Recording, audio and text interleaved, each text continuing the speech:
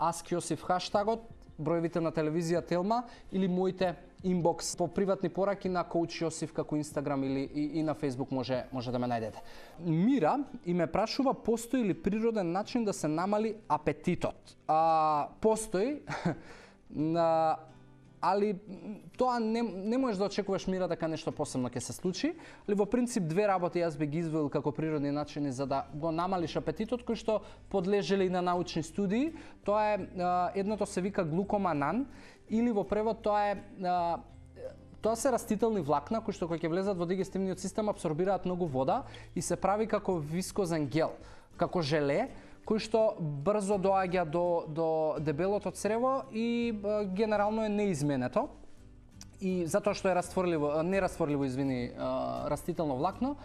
Она што е проблемот што да, научните студии велат дека намалува апетит, ама у секој случај значи тоа не е нешто не знам колку значително дека ти веќе готово нема да бидеш гладна. Другата работа која што ја сретнав е кафето. Има научни студии кои што говорат дека доколку пиете кафе пола час до час пред оброк, некаде за 23% се јадат помалку калории од тоа што би ги изеле стандардно, но ова е исклучиво важи за мажите, кај жените не е сретната таа појава, затоа што кафето у принцип прави некои